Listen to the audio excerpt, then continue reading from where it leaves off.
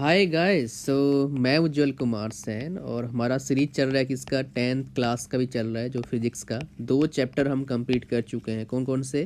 Electricity and magnetic effects of current, right.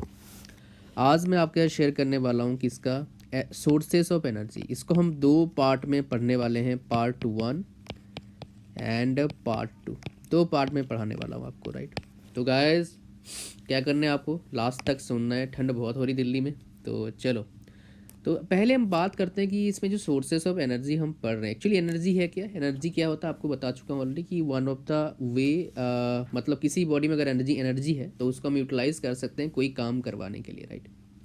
तो पहला topic आता है अकॉर्डिंग टू एनसीईआरटी, उसमें हमारा क्या आता है, what is a good source of energy, right. Good source of energy क्या है? What is a good source of energy. Although यहाँ से क्वेश्चन आने का चांसेस बहुत कम है, बिकॉज एमसीक्यूज क्वेश्चन यहाँ से बनते नहीं है, तो आने के चांसेस कहाँ से होगा, राइट। तो guys good source of energy की बात करेंगे तो क्या होगा? पहली बात करेंगे तो फर्स्ट अगर हमारा ऑप्शन है इजीली अवेलेबल, मतलब हमें इजीली मिल जाए, राइट। दूसरा लेस पोल्यूशन हो, राइट। तीसरा अगर बात करेंगे तो हम क्या बोलेंगे, लेस पोल्यूशन हो, इजीली अवेलेबल हो। और तीसरा हम बात करेंगे लेस कॉस्टली हो, इतना महंगा ना हो, राइट, ताकि हम खरीद पाएँ और उसमें हमें कोई दिक्कत ना हो, आम बंदे जो आम नागरिक है वो खरीद पाए उस चीज़ को, राइट। उसका और एक चीज़ बताऊंगा जो मतलब ज़्यादा डेंजरस ना हो, less dangerous, right, less dangerous हो, मतलब डेंजरस इतना ना हो। तो ये सारा चीज़ क्या है, क्वालिटीज़ होना चाहिए किसी भी। और एक लास्ट इंपॉर्टेंट, ट्रांसपोर्टेशन ईजी हो, ट्रांसपोर्टेशन भी ईजी होना चाहिए, राइट। ट्रांसपोर्टेशन अगर ईजी नहीं होगा तो दिक्कत आएंगे। तो ये सारा क्वालिटीज़ देखने के बाद हमें पता लगा कि अगर बेस्ट सोर्स ऑफ एनर्जी की हम बात करें, राइट, तो हमारे पास आता है क्या, इलेक्ट्रिसिटी। इतना ज़्यादा डेंजर भी नहीं है अगर आप सही यूज़ कर रहे हैं तो, राइट। डेंजर तो हर चीज़ का है, हर चीज़ में कुछ ना कुछ प्रॉब्लम होता है, लेकिन जो इलेक्ट्रिसिटी है देखा गया है कि ये सारा चीज़ जो हमारा पैरामीटर्स है उसमें फिट बैठता है, राइट। तो गाइस मैं ऐसे बताया था, ये इतना इंपॉर्टेंट नहीं था, तो होपफुली आप समझ गए होंगे। लेकिन अब चलते हैं गाइस इंपॉर्टेंट चीज़ों की ओर जो हमारे कम्पिटिटिव एग्जाम्स में आ सकते हैं और हमें पता होना चाहिए। समझ पा रहे हो क्या बोल रहा हूँ मैं? तो हमारे पास क्या आता है, पहला हमारे पास क्या आता है, फर्स्ट हमारे पास जो टॉपिक आता है वो क्या बोलते हैं उसको, कन्वेंशनल सोर्सेस ऑफ एनर्जी। यानी कि हमारे पास 2 तरह का सोर्सेस ऑफ एनर्जी है, एक क्या होता है कन्वेंशनल सोर्सेस ऑफ एनर्जी है और एक क्या है non conventional sources of energy. Guys ancient time में हम सबसे अपना सोर्स ऑफ एनर्जी, अच्छा सोर्स ऑफ एनर्जी क्या मानते थे, वुड, लकड़ी। समझ में आया? लेकिन हम बात कर रहे हैं, पहले हम बात करें किसके बारे में, फॉसिल फ्यूल के बारे में, राइट। फॉसिल फ्यूल के बारे में, ये भी फॉसिल फ्यूल में आता है, लेकिन अब हम इसको इतना यूज़ नहीं करते हैं, राइट। ओके, तो हम किस चीज़ का यूज़ कर रहे हैं ज़्यादातर, हम देखेंगे इंडिया में जो हमारा एनर्जी का रिक्वायरमेंट है, टोटल एनर्जी का, यहाँ पर फॉसिल फ्यूल आएगा, लेकिन टोटल एनर्जी का रिक्वायरमेंट कौन पूरा कर रहा है? मैक्सिमम जो पूरा कर रहा है एनर्जी का रिक्वायरमेंट इंडिया में कौन है, कोल है। मिनिमम फिलहाल जो है वो क्या है, विंड है। और बीच में क्या है, उसके बीच में और 3 हमारा है। सेकंड पोजीशन पे क्या है हमारा, पेट्रोल है, पेट्रोलियम जितना भी है, राइट। और पेट्रोल डीजल सारे नेचुरल गैस आगे, राइट। और थर्ड पे क्या है हमारा, हाइड्रो पावर प्लांट है, राइट। हाइड्रो पावर प्लांट बोल सकते हो, राइट। तो ये इंपॉर्टेंट है, इसको आप याद रखना, राइट। अब गाइस बात करते हैं कि कोल जो है उसमें प्रॉब्लम क्या हो रहा है। प्रॉब्लम ये हो रहा है कि ये इसका जो रिजर्व है, मतलब कभी भी ख़त्म हो सकता है। समझ में आ रहा है? ये कोई ऐसा नहीं कि मतलब हम यूज़ करते जाए चलता रहेगा, ऐसा नहीं चलेगा। इसीलिए हमें क्या करना पड़ रहा है आजकल, जो एनर्जी सोर्सेस है, राइट, उसमें क्या करना पड़ रहा है, नए नए सोर्सेज लाना पड़ रहा है। जैसे सोलर एनर्जी लाना पड़ रहा है हमें, विंड एनर्जी लाना पड़ रहा है, टाइडल एनर्जी है, ये सारा क्या है, रीन्यूएबल सोर्सेज ऑफ एनर्जी है, नॉन रीन्यूएबल नहीं है। समझ में आ रहा है? तो ये सारे क्या है, नॉन रीन्यूएबल है, मतलब एक बार यूज़ कर लो ख़त्म हो जाता है, फिर से रिन्यू नहीं होता है, राइट। तो कोल में सबसे बड़ा प्रॉब्लम यही है कि ये सब दिन हमारे पास रिजर्व नहीं है। सेकेंड प्रॉब्लम क्या है, पोल्यूशन का प्रॉब्लम है, राइट। पोल्यूशन प्रॉब्लम है, क्यों, इसके पीछे ऐश भी एक रीज़न है, और प्लस जो गैसेस निकलते हैं, राइट, इनके जलने से वो भी बहुत खतरनाक गैसेस निकलते हैं। समझ में आया क्या बोला मैंने? लेकिन ये जो गैसेस निकलते हैं इनको कम किया जा सकता है, कैसे, टोटल बर्न करके, मतलब जो हमारा कोल है उसको अच्छी तरह से बर्न करके हम क्या कर सकते हैं, कम कर सकते हैं।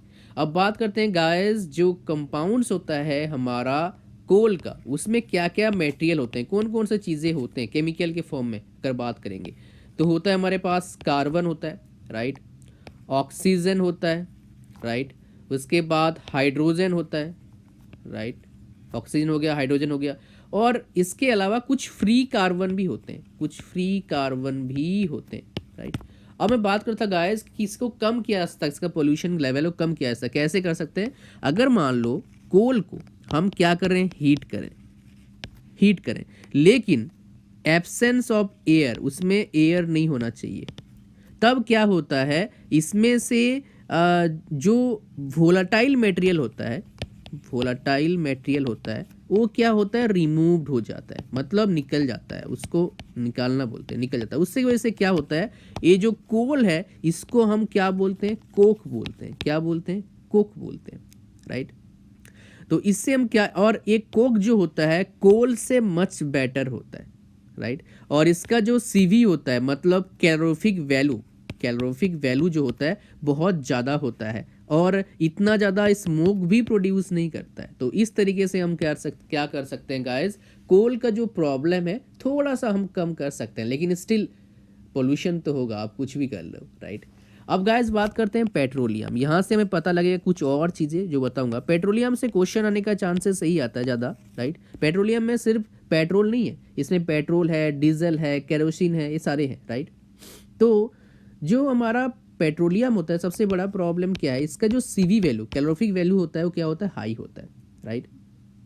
और एक फ़ायदा क्या है इसमें, जो हमारा क्या होता है कैलोरीफिक हाई है, इसकी वजह से क्या होता है, बहुत सारे पोल्यूशन हमें मिलने, मतलब इसकी वजह से क्या होता है, पोल्यूशन एक चीज़ कम तो होता है, वो क्या है, ऐश जो होता है बिल्कुल नहीं होता है, राइट। लेकिन कार्बन क्या होते हैं, प्रोड्यूस होते हैं, अगर हम ढंग से क्या नहीं करें, उसका बर्निंग ना करें। इसलिए देखे होंगे जो पुराने ऑटोमोबाइल होंगे उसमें ज़्यादा क्या निकलते हैं, एयर निकालते हैं, उसमें को आपका carbon dioxide, carbon monoxide, sulphur oxide, nitrogen oxide, ये सारे क्या होते हैं, आपके कंस्टिट्यूएंट्स होते हैं, और उसको ओवरकम करने के लिए हम एक डिवाइस का यूज़ करते हैं, वो क्या, कैटालाइटिक कन्वर्टर, राइट।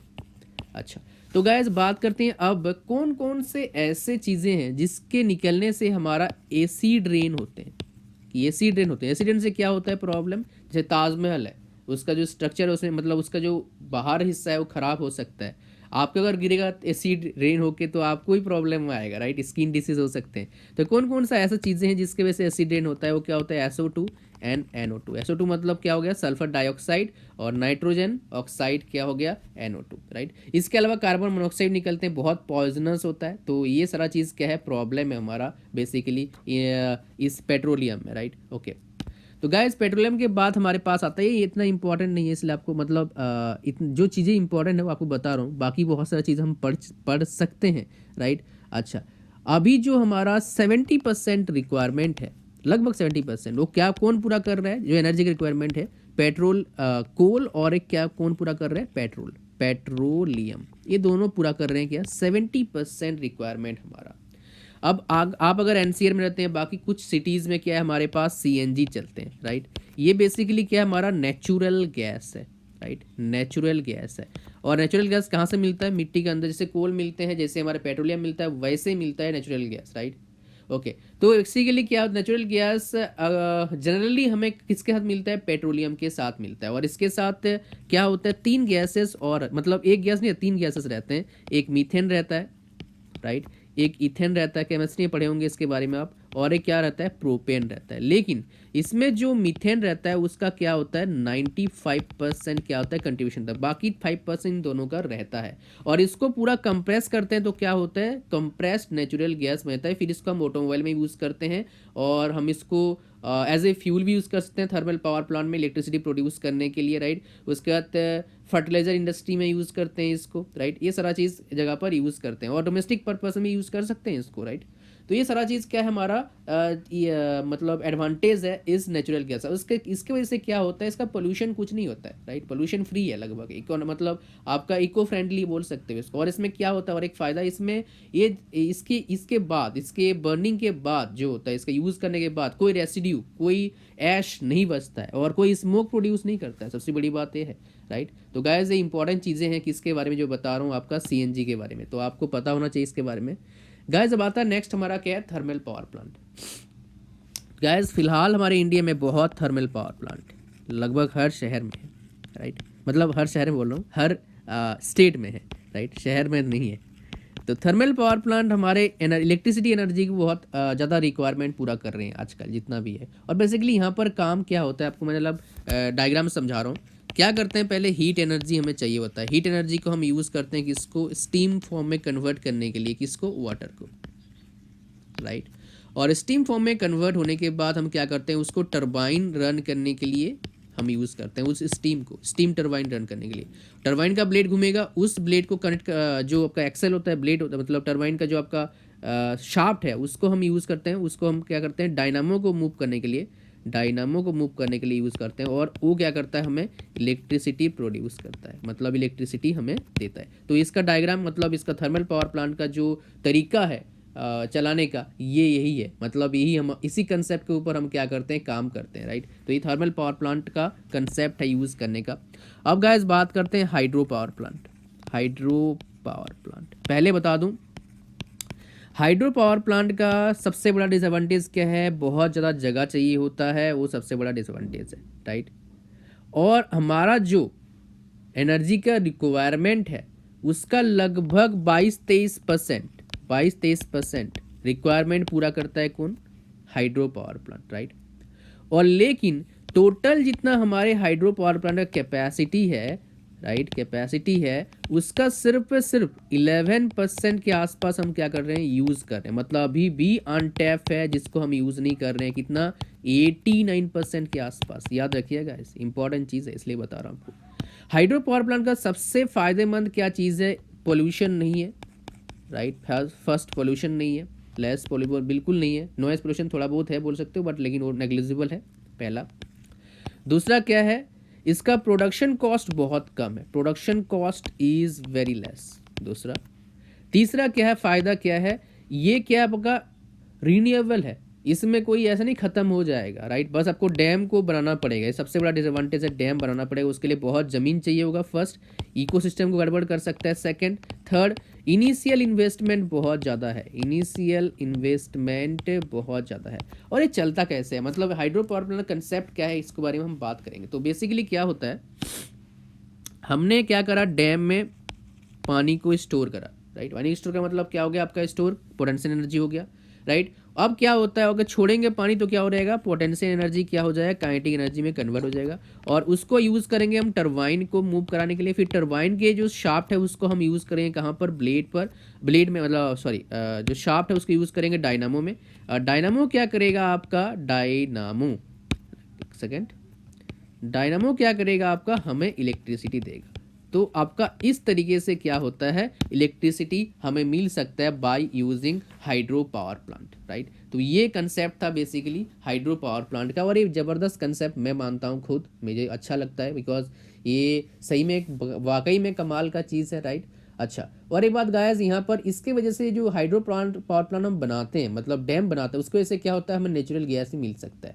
और अगर बात करोगे फॉसिल फ्यूल का, जो कोल है, पेट्रोलियम है, मीथेन है, ये सारे का जो मेन सोर्स कौन है, एक हमें कौन दे रहा है, वो एक दे रहा है सिर्फ, क्या है, सोलर। जो हमारा पास सन सोलर एनर्जी है वही मेन है, मतलब सन के वजह से सारा चीज़ आ रहा है, सोलर एनर्जी भी आ रहा है सन के वजह से। ये जो हमें फॉसिल फ्यूल मिल रहा है ना, एफओ फॉसिल फ्यूल, ये मेन कंट्रीब्यूशन किसका है, सन का है। अब बोलोगे सन कैसे है, सन के एनर्जी आ रहा है, फोटोसिंथेसिस हो रहा है, पेड़ पौधे बच रहे हैं, और सन की वजह से बारिश हो रही है, राइट।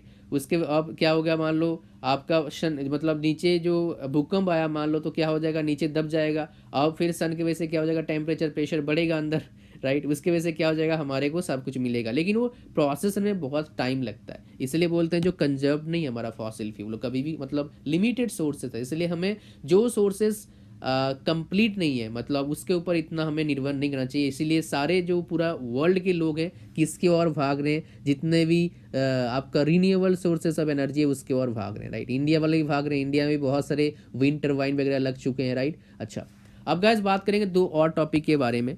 हमारे पास एक हो गया आपका जो बायोमास है, वो बायोमास क्या होता है आपके बारे में बात करूंगा, या फिर बायो गैस प्लांट बोल सकते हैं इसको, राइट। ओके, तो और मतलब इसी का मेन बेसिकली दोनों के साथ रिलेशन है। और एक हम बात करेंगे इसके बारे में, विंड एनर्जी के बारे में बात करने वाला हूँ, राइट। तो लेकिन उससे पहले बात करूंगा, पहले थोड़ा सा जो मेन डेटा है जिससे क्वेश्चन आने का चांसेस है, राइट। फिलहाल क्या है डेनमार्क ऐसा कंट्री है, राइट, जो क्या करती है, इसका 25% एनर्जी रिक्वायरमेंट टोटल अगर 100% है, उसका 25% एनर्जी किससे लेती है, विंड एनर्जी से लेती है, राइट। 25%, क्लियर हो गया। 25%, 25%, राइट। फर्स्ट पोजीशन पर कौन है विंड एनर्जी जनरेट करने में, जर्मनी है, राइट। और अब बोलो इंडिया कितने पोजीशन पर है भाई साहब, बता दो, ये तो पता होना चाहिए ना।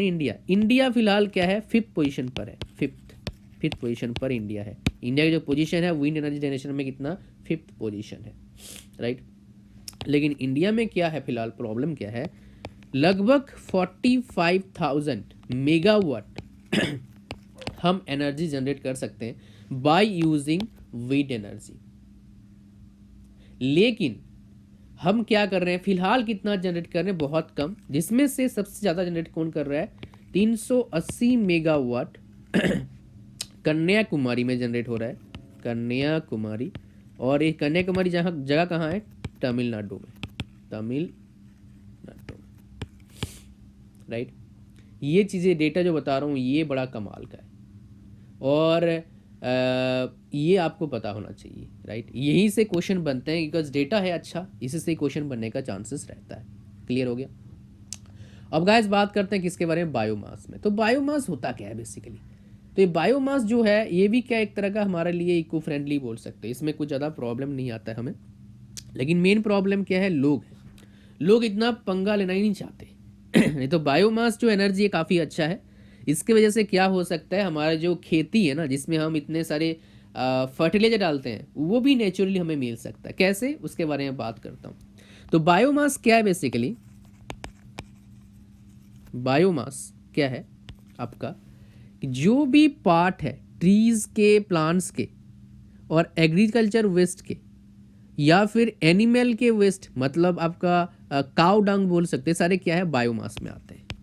लेकिन यहाँ पर ये सारा चीज़ हम यूज़ करते हैं, बायोमास यूज़ करते हैं खाना बनाने के लिए। जैसे मान लो आपने देखा होगा जो पेठा टाइप के बनाते हैं ना, बड़े बड़े से गाँव में बनाते हैं, राइट, वो भी यूज़ करते हैं खाना बनाने के लिए, राइट। लेकिन अब हम क्या बोलेंगे, इसका ड्रॉबैक क्या है कि ये जो आपका काउ डंग है, काउ डंग केक बोलते हैं इंग्लिश में, मतलब इसका जो एफिशिएंसी है बहुत कम है, राइट। एफिशिएंसी कितना है, 8 to 10% के आसपास है। बाकी सारे क्या सराउंडिंग में चला जाता है, बिकॉज हमें पता है फर्स्ट लॉ ऑफ थर्मोडायनेमिक्स से क्या होता है। और एक जो है काउ डंग केक का और एक प्रॉब्लम है, इसका जो कैलोरीफिक वैल्यू है बहुत क्या है, लो है। कैलोरीफिक वैल्यू क्या है, बहुत लो है। और एक बात आपने देखा होगा, चूल्हा जलाते हैं उसमें बहुत स्मोक आता है, क्यों, प्रॉपर बर्निंग नहीं होता है, उसकी वजह से क्या होता है, पोल्यूशन फैल रहा है इसकी वजह से, अगर ऐसा करते हैं। लेकिन इन सारे पोल्यूशन को घटाने के लिए हमारे पास क्या है, बायोगैस प्लांट है, बायोगैस प्लांट, शायद आपने सुना भी होगा।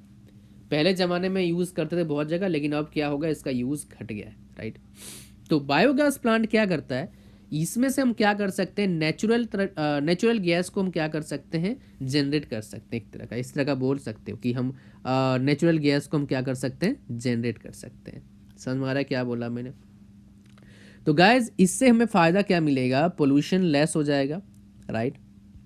और हमें क्या मिल जाएगा, इससे हमें खाना बना सकते हैं हम, फर्स्ट। सेकेंड, हम क्या कर सकते हैं, लाइट जला सकते हैं।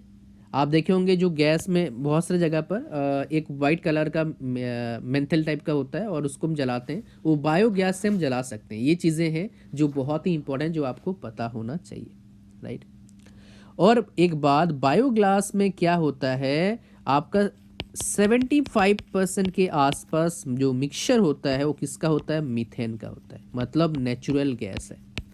अब बोलोगे बनता कैसे है, तो बेसिकली क्या होता है, मिक्सचर बनाते हैं आपके काऊ डंग का, राइट, वाटर के साथ पानी के मिला के, उसका क्या करते हैं, उसको हम डाइजेस्टर में डालते हैं, डाइजेस्टर में डालते हैं, और एक घर के थोड़ा बाहर हम इस तरह का प्लांट लगाते हैं, और डाइजेस्टर डालने के बाद क्या होता है, उसको हम सील करते हैं। सील करने के पीछे लॉजिक क्या होता है कि कोई ऑक्सीजन ना हो अंदर। अब डाइजेस्टर में क्या होता है, एक माइक्रो ऑर्गेनिज्म होता है, उसको क्या बोलते हैं, एनारोबिक। ये इंपॉर्टेंट है, याद रखिएगा, बहुत इंपॉर्टेंट है, यहीं से क्वेश्चन आएगा। एनारोबिक माइक्रो ऑर्गेनिज्म होता है जिसको ऑक्सीजन की जरूरत नहीं पड़ता है डिकम्पोज करने के लिए, और डिकम्पोज करने के बाद क्या होता है आपका, एक कुछ टाइम लगता है, फ्यू डेज लगता है, मतलब कुछ दिन टाइम लगता है इस प्रोसेस को होने के लिए, राइट। और उसके बाद क्या होता है, हमें बायोगैस मिलता है, और बायोगैस क्या करता है, डाइजेस्टर के ऊपर गैस है, ऊपर चला जाएगा, और उससे हम पाइप के जरिए हम क्या लिख सकते हैं, उस गैस को यूटिलाइज कर सकते हैं, उस बायोगैस को क्या कर सकते हैं, यूटिलाइज कर सकते हैं, राइट। तो गाइस ये चीज़ें बता दिया, लेकिन अगर आप ये सारा करते हो, कार्रवाई हो गया, तो इसको लार्ज स्केल यूटिलेशन के लिए भी हम यूज़ कर सकते हैं, लेकिन प्रॉब्लम कहाँ पर है, इसको थोड़ा मेंटेनेंस चाहिए होता है, राइट, और इसका प्रोसेस जो है मेरे को लगता है स्लो है, और इस गैस को यूज़ कर सकते हैं इलेक्ट्रिसिटी जनरेट करने के लिए। और एक बात यहाँ फ़ायदा क्या है बता रहा था मैं, जब ये सारा प्रोसेस ख़त्म होता है तो मतलब जो बाकी वेस्ट बच जाते हैं गैस बनने के बाद, राइट, उस वेस्ट को हम यूज़ कर सकते हैं एज ए फर्टिलाइज़र यूज़ कर सकते हैं। और क्यों, इसमें नाइट्रोजन एंड फॉस्फोरस क्या होता है, रीच होता है, ज़्यादा होता है, उसके वजह से एज ए फर्टिलाइजर इसको यूज़ कर सकते हैं, और ये काफ़ी अच्छा होगा, राइट, काफ़ी अच्छा होगा। अगर आप फर्टिलाइज़र का कंपोजिशन देखेंगे तो मतलब जो फर्टिलाइज़र हम यूज़ करते हैं बेसिकली, उसमें आप देखेंगे तो क्या होता है, आपका नाइट्रोजन का कम्बिनेशन रहता है, फॉस्फेट आपने सुना होगा, ये सारा चीज़ वहाँ पर रहता है, राइट। तो गाइज ये था हमारा कहानी, बट आपको बताऊँगा आप विंड एनर्जी के बारे में, राइट। गाइस विंड एनर्जी का जो प्लांट है काफ़ी अच्छा देखने में लगता है, मूवीज़ में हमें दिखाते हैं, राइट, अगर आप देखे होंगे तो राजस्थान में भी है, जैसलमेर के आसपास प्लांट मैं देखा हूँ उस प्लांट को, तो काफ़ी अच्छा लगता है। तो बेसिकली ये विंड एनर्जी कंसेप्ट जो है ये काफ़ी नया नहीं है, बहुत पुराना है, लेकिन उस टाइम हम प्रॉपर तरीके से यूटिलाइज़ नहीं करते थे। आपने मूवीज़ देखा, मूवीज़ में ही दिखाते थे कि पंखा ऊपर घूम रहा है पहाड़ों के ऊपर, राइट, तो उससे हम एनर्जी यूटिलाइज करते हैं। बहुत जगह पर इस तरह कंसेप्ट, पानी से भी क्या करते हैं लोग, आटा पीसते हैं, मतलब अब गेहूँ पीसते हैं आटा बनाने के, आटा पीसते हैं, आटा तो ऑलरेडी पीसा हुआ, राइट। तो ये सारा चीज़ें बहुत पहले लोग यूज़ करते थे। जैसे मान लो आप जाओगे हिमाचल प्रदेश में, अभी भी जो पानी आ रहा है ऊपर से, मतलब पहाड़ों से, उस पानी को यूज़ करके वो गेहूँ पीसते हैं, बहुत जगह देखा मैंने अभी भी, राइट। एक जगह देखा जो वहाँ पर ना, चंबा जगह का नाम था, वहाँ पर ऐसा होता है, मैंने देखा है। तो गाइस अब बात करते हैं कि जो विंड एनर्जी है बनता मतलब कहाँ से मिलता है। तो बेसिकली हम क्या करते हैं, उसके लिए एक टरबाइन यूज़ करते हैं, उसको क्या बोलते हैं, विंड टरबाइन, राइट। उसका सिस्टम ऐसे होता है, एयर का जो स्पीड अगर फ्लैक्चुएट भी करे ना, तब भी हम क्या कर सकते हैं, एक कंटिन्यूअस हमें आउटपुट मिलता रहता है, उसको ऐसे हम डिज़ाइन करते हैं, राइट। और इसके अंदर बाकी जो चीज़ें इतना हमें पता नहीं की ज़रूरत है, जो चीज़ें ज़रूरत है उसके बारे में बात करूँगा मैं। वो क्या है, आपका इंपॉर्टेंट चीज़ें क्या है, लिमिटेशंस ऑफ विंड एनर्जी, वहाँ से क्वेश्चन बनता है। एयर का स्पीड कितना होना चाहिए, कम से कम 15 किलोमीटर पर आवर, एयर का स्पीड इतना होना ही चाहिए। अगर नहीं होगा तो हमारा जो विंड टरबाइन है वो चलने, मतलब वो कैपेबल नहीं माना जाएगा, कि भाई इसको हम यूज़ नहीं कर सकते हैं, फिर उससे कम हो जाएगा, फिर हमारा मुश्किल हो जाएगा काम करना उसके ऊपर, राइट। अच्छा, सबसे इम्पॉर्टेंट बात, जो हमारे पास स्टोरेज सेल चाहिए, राइट। अगर मान लो स्लो हो गया विंड का स्पीड, तो हम क्या करेंगे, सबसे बेस्ट प्लेस अगर बात करोगे तो हम राजस्थान में यूज़ कर सकते हैं इस चीज़ को, और प्लस कहाँ यूज़ कर सकते हैं, कोस्टल एरिया में, जहाँ पर विंड की स्पीड ज़्यादा होता है, राइट, वहाँ पर यूज़ कर सकते हैं। और एक बात, विंड एनर्जी फार्म रिक्वायर्स बहुत बड़ा एरिया चाहिए होगा। अगर आप यहाँ पर देखोगे वो क्या है, 2 हेक्टर्स एरिया में, 2 हेक्टर्स एरिया में हम जो पावर जनरेट कर सकते हैं, राइट, 1 मेगावाट हम जनरेट कर सकते हैं, 2 हेक्टर्स एरिया हमें चाहिए होगा।